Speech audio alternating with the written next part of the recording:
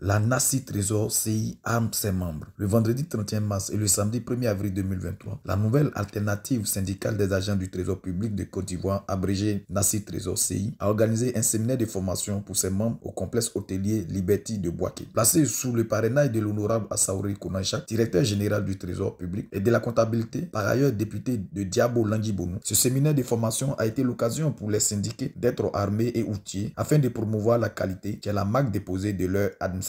Cette formation a démarré par les mots de bienvenue du président du comité d'organisation qui a situé le contexte de ce séminaire, tout en remerciant le conférencier cette journée, qui avait pour thème quel impact socio-professionnel du renouvellement de la certification ISO 9001 version 2015. Adressé aux membres du bureau exécutif national de la nouvelle alternative syndicale du Trésor de Côte d'Ivoire.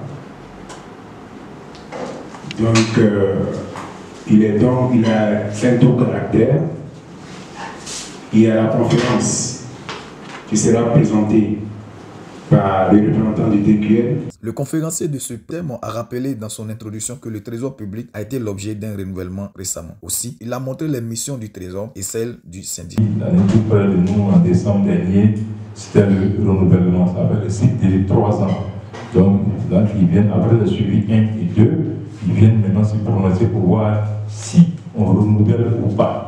Voilà. Donc, c'est ce qui s'est passé en décembre 2020. La direction générale du Trésor et de la comptabilité publique est chargée de définir la politique et d'assurer la gestion administrative et comptable de la trésorerie de l'État, d'exécuter et de contrôler les opérations des budgets de l'État, des EPN et des collectivités territoriales et de tout autre organisme public dont la gestion financière et comptable relève d'un comptable public, d'assurer la garde et le maniement des deniers publics, d'assurer la gestion administrative et financière et comptable de la dette publique, d'assurer la gestion administrative, financière et comptable également de pas mal de structures sous tutelle, d'élaborer et d'appliquer la réglementation de la comptabilité publique, de veiller à la tenue de la comptabilité de l'État, des EPN et des collectivités territoriales, comme je l'ai dit tantôt. Le syndicat est un groupe d'individus qui est réuni pour la défense d'intérêts communs. Les syndicats, les salariés défendent généralement les droits et les intérêts professionnels, socio-économiques des travailleurs. Et les syndicats, comme on le sait, ont souvent un double rôle, la représentation et la négociation. Ils défendent les droits et les intérêts des salariés à divers niveaux et négocient pour en acquérir de nouveaux. Pour le secrétaire général de NACI Trésor CI, la formation est la clé de voûte qui permet à ses membres d'ouvrir toutes les portes. Il faut dire que la formation est pour nous comme une clé avec laquelle on ouvre beaucoup de portes. Se trouve le bonheur, se trouve la sagesse, se trouve le progrès.